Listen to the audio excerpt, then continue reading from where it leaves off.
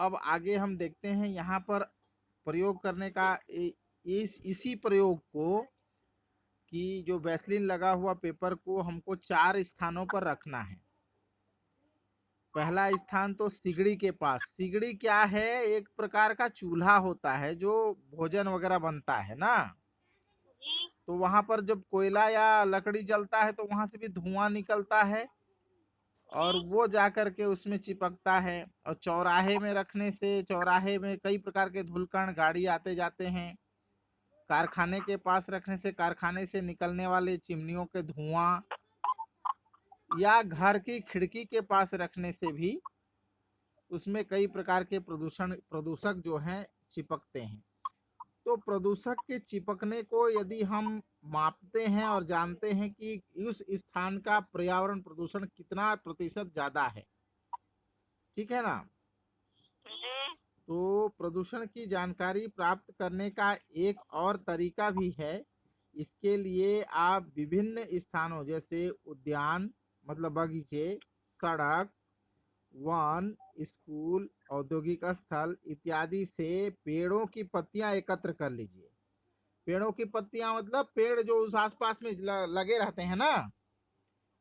तो विशेषकर अगर गर्मी का समय हो तो गर्मी के समय में उनकी पत्तियां एकत्र कर लो और एकत्र करने के बाद पत्तियों को देखिए, उन पर लगी धूल को उंगली से हटाकर देखिए कि धूल की परत कितनी मोटी है। यदि धूल की परतों में कुछ भिन्नता दिखे तो कारण जानने की कोशिश कीजिए। मतलब कौन से स्थान के पत्ती में कितना धूल है ना। तो जिस पत्ती में अधिक धूल जमा होगा, बरसात में तो क्या है, पानी गिरता है तो पूरा धुल जाता है और वो साफ हो जाता है। परंतु यदि ग्रीष्म काल में यह प्रयोग को दर्शाया जाए, देखा जाए, तो उस आसपास का प्रदूषण को अच्छी तरह से समझा जा सकता है। तो प्रदूषक वायु में किसी भी रूप में हो सकते हैं, जैसे ठोस या गैसीय कण। ठोस कणों को निलंबित कण भी कहते हैं। ये कण मनुष्य के स्वास्थ्य को हानि पहुंचाने के साथ साथ वातावरण को धुंधला कर देते हैं।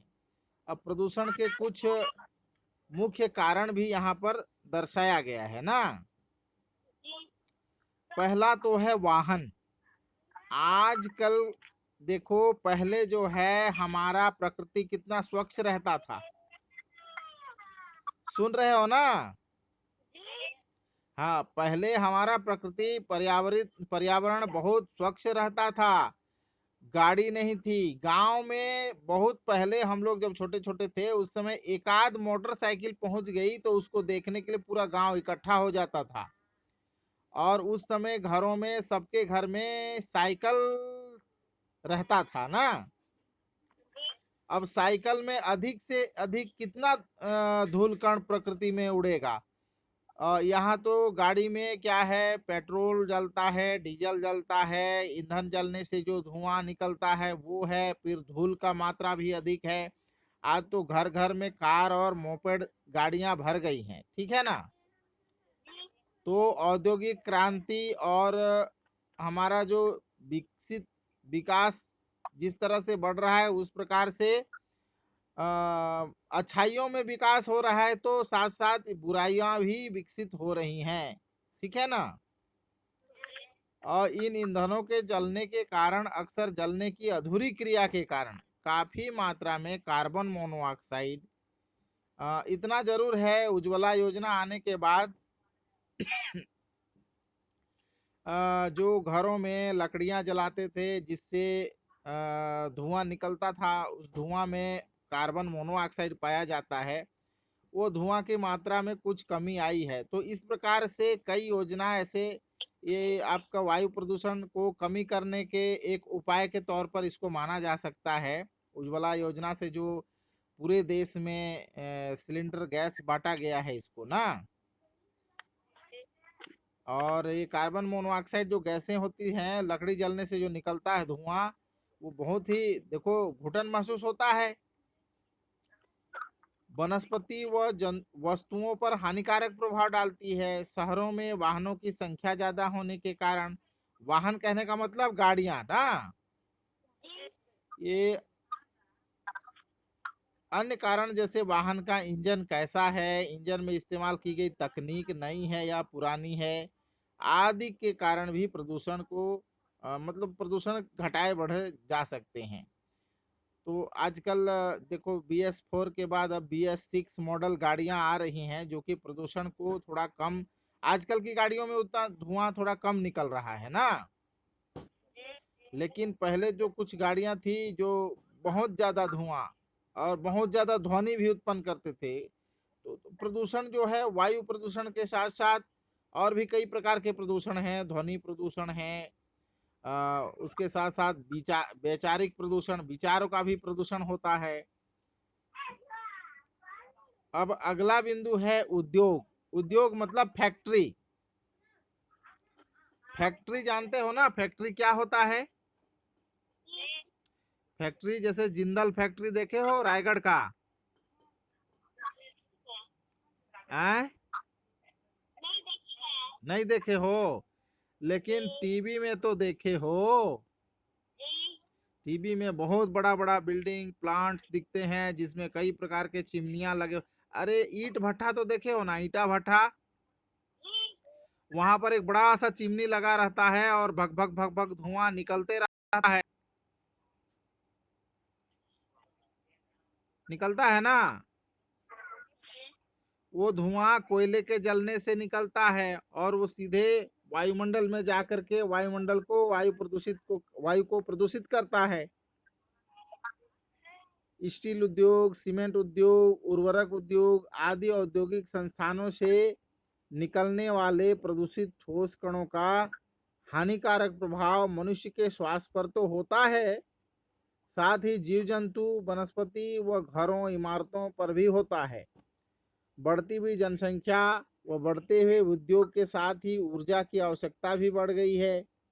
इनकी पूर्ति के लिए बड़ी बड़ी परियोजनाएं बन रही हैं, जिससे कोयले के बढ़े हुए इस्तेमाल ने वायु प्रदूषण में बढ़ोतरी की है। इसके अलावा इन संस्थानों में बहुत मात्रा में राख भी निकलता है जो भूमि को काफी हिस्से को ढक लेती है और वायु प्रदूषण के अन्य कारकों की चर्चा कर आपको कॉपी में लिखना है। मतलब इसके अलावा और क्या क्या हो सकते हैं जो हमारा वायु को प्रदूषित कर रहे हैं, क्या क्या हो सकते हैं, आप लोग कुछ बता सकते हैं किससे वायु और प्रदूषित हो रहा है?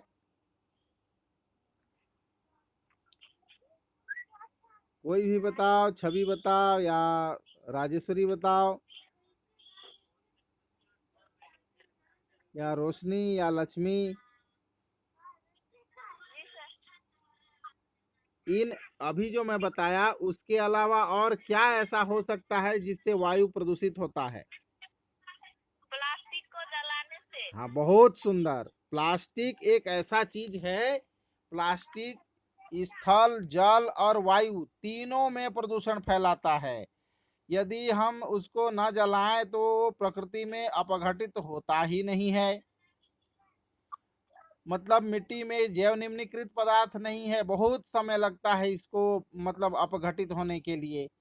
और यदि हम पानी में फेंक दें तो पूरे जल को प्रदूषित करता है, और यदि हम जला दें तो फिर तो इसका भयानक रूप दिखाई देता है। जैसे जला दें तो पूरे वायुमंडल को ये प्रदूषित करता है प्लास्टिक, ठीक है ना।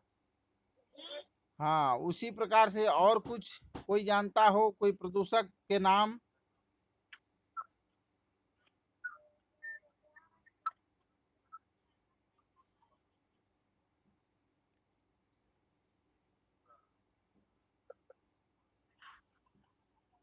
और कोई बता पाओगे?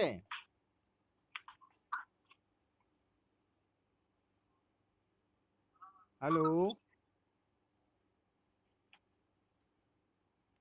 हेलो। हाँ जी, और एक आध ठो प्रदूषक का नाम बता पाओगे? और कोई ऐसा कोई सा है जो प्रकृति में प्रदूषण फैला रहा है वायुमंडल को?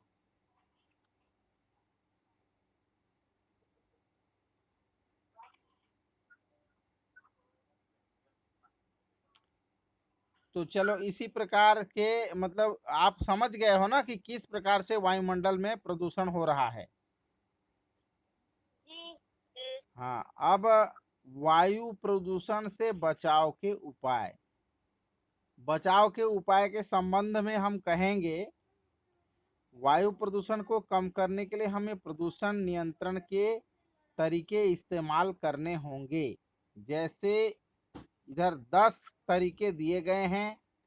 इन तरीकों का यदि हम अनुपालन करेंगे या अपने जीवन में आत्मसात करेंगे इन्हें, तो हमारा वायुमंडल हमारा स्वच्छ रह पाएगा।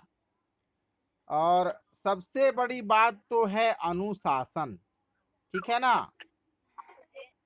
अनुशासन एक ऐसा प्रयास है, स्वयं के ऊपर स्वयं का शासन। ये लॉकडाउन का पीरियड है। अभी देखो, लॉकडाउन कहने का मतलब हमारा जो वैश्विक महामारी चल रहा है, इस वैश्विक महामारी के काल में वायु प्रदूषण और अन्य प्रदूषण लोगों को मजबूरन ही अपने को शासन करके, कोई जेल नहीं है लेकिन आदमी लोगों को घर के अंदर रहना पड़ रहा है। गाड़ियों का चलना बहुत कम हो गया ना,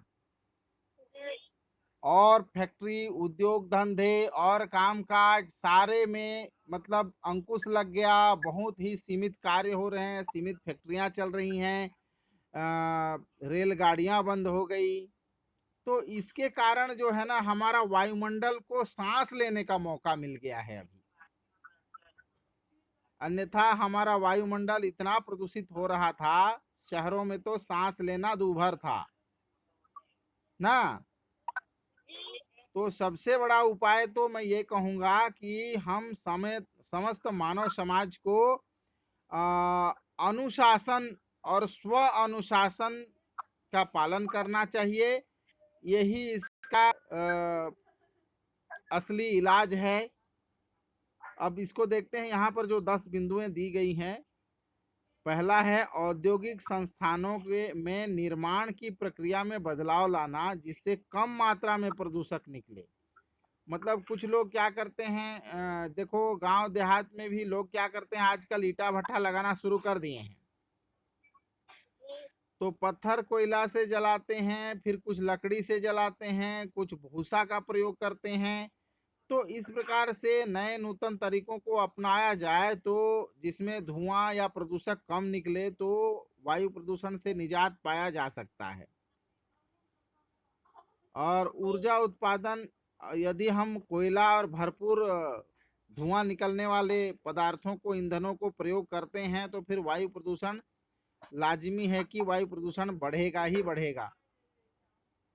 दूसरा में ऊर्जा उत्पादन के कम प्रदूषणकारी उपायों, जैसे सौर ऊर्जा एवं पवन ऊर्जा का अधिकाधिक उपयोग करना चाहिए। जैसे जल विद्युत, कोयला विद्युत पैदा कर रहे हैं, तो इसमें पानी का प्रयोग और कोयले का प्रयोग हो रहा है। कोयला को ईंधन के रूप में जलाया जाता है, और उसके स्थान पर यदि विद्युत का उत्पादन के लिए हम यदि सोलर ऊर्जा का उपयोग करते हैं, सूर्य से सोलर एनर्जी, सोलर जान रहे हो ना, सोलर से यदि विद्युत जलाया जाए, तो उसमें किसी प्रकार का प्रदूषण का चांस नहीं है। और वाहनों की वायु प्रदूषण संबंधी जांच नियमित रूप से करना। बहुत सारे गाड़ियां ऐसे हैं जो आज भी धुआं भरभरा के निकलते रहता है, चलते रहते हैं, लेकिन ये यातायात नियमों में इसको शामिल करके धुआं चेकिंग, धुआं जांच करवा करके उसमें प्रतिशत की कमी करा के गाड़ियों के ईंधन और इंजन को सही सलामत करा करके हमको उन नियमों का अनुशासन से पालन करना चाहिए स्वयं से, तब वायु प्रदूषण कम होगा। चौथा है सूखे पत्तों, पेड़ों की टहनियों, कागज एवं कचरे का खुले में न जलाना तथा इनके सुरक्षित निपटान की तरीका अपनाना। खुले में जला देते हैं तो सीधे वायु प्रदूषण होता है ना। अधिक वृक्ष उगाना, ये प्रकृति के फेफड़े हैं ना, ये यहीं से तो सांस निकल के आता है, हवा निकल के आता है, ऑक्सीजन निकल के आता है। और मैं इसी परिप्रेक्ष्य में बताया था कि तुलसी का पौधा जो है एक पीपल के पेड़ के समान ऑक्सीजन प्रदान करता है। तो पीपल के पेड़ लगाने के लिए यदि स्थान नहीं भी है हमारे पास, क्योंकि बड़ा होता है पेड़, तो कम से कम तुलसी का पौधा तो हम बाड़ी में खूब लगा सकते हैं, जो कि हमको अभी कोरोना काल में काढ़ा पीने का काम भी आएगा, ऑक्सीजन का ऑक्सीजन भी मिलेगा। तो हर एक घर में कम से कम एक, जैसे एक घर में 5 लोग हैं तो 5 ठो तुलसी का पौधा लगाना चाहिए कम से कम, मतलब प्रति व्यक्ति एक।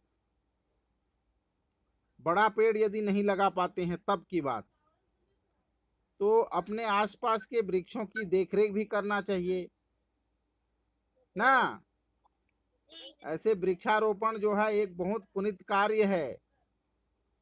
वृक्ष छाया देता है, फल देता है, उसके बाद लकड़ी भी देता है ना, फिर प्राणवायु भी देता है ऑक्सीजन, जिससे हम ऑक्सीजन सांस लेकर के जिंदा रहते हैं।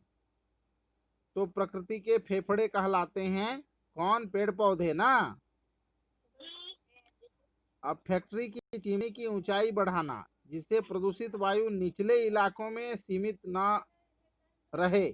मतलब निचले इलाके में हम लोग सांस कहाँ लेते हैं? हम लोग निचले इलाके में लेते हैं सांस।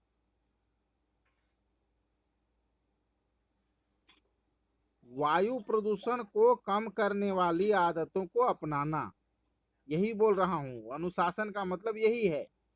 धूम्रपान रोकने की प्रवृत्ति को बढ़ावा देना, मतलब बहुत सारे लोग क्या है, धूम्रपान मतलब धुआं पीते हैं, सिगरेट पीते हैं, गांजा पीते हैं, चरस पीते हैं। इन लोगों को भी रोकथाम करना चाहिए।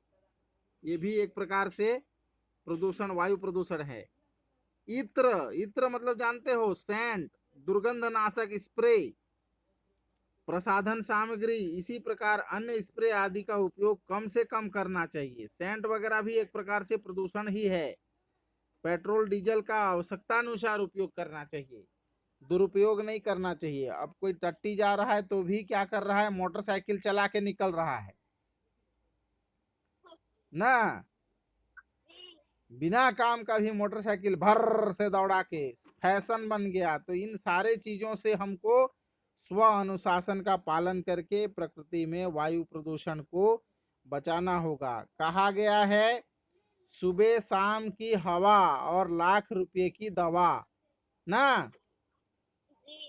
सुबह शाम की हवा, लाख रुपए की दवा, ये क्यों कहा गया है? इसमें भी सुबह का हवा सबसे ज्यादा कारगर होता है। देखो हम लोग खाना खाते हैं तो देखते हैं कि हम एक थाली खाना खा रहे हैं तो हमको ताकत आ रहा है ना, लेकिन हम ये नहीं देख पाते हैं कि हम कितना शुद्ध ऑक्सीजन को सांस में ले रहे हैं। जीने के लिए तो सांस लेना सबसे अनिवार्य है, भोजन तो बाद का बात है।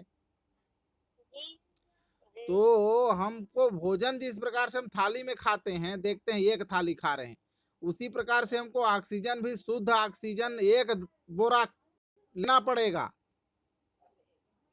ना। और ऑक्सीजन का जो स्तर होता है वो सुबह के समय ज्यादा होता है। दिन भर कई प्रक्रियाएं मानव अपना कई क्रियाकलाप करता है, गाड़ियों वाहनों का प्रयोग करता है, फैक्ट्रियां ईंधन, कई प्रकार के ईंधन जलाता है, जिससे प्रदूषण का स्तर बढ़ जाता है। और ऑक्सीजन का स्तर जो है दिन भर क्या हो जाता है, शाम तक मतलब बढ़ते चला जाता है। और रात जैसे होता है लोग सोने लगते हैं, कार्य बंद हो जाता है। उसके पश्चात धूल के कण और अन्य प्रदूषक जो वायुमंडल में उड़ते रहते हैं वो धीरे धीरे करके जमीन में बैठ जाते हैं। ठीक है। और जब जमीन में बैठ जाते हैं तो सुबह भोर को हम उठते हैं तो उस समय वायुमंडल में ऑक्सीजन का जो लेवल है वो हमारे सिर से ऊपर तक खाली ऑक्सीजन ही ऑक्सीजन रहता है, किसी प्रकार का कोई धूल कण नहीं होता है। गांव देहात में तो और भी शुद्ध रहता है ना।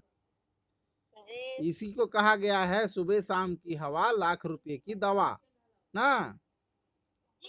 जब हम स्वच्छ वायु का अवशोषण करेंगे, सांस में लेंगे, तो हमारी फेफड़े उन्हें ग्रहण करेंगे और हमारी हीमोग्लोबिन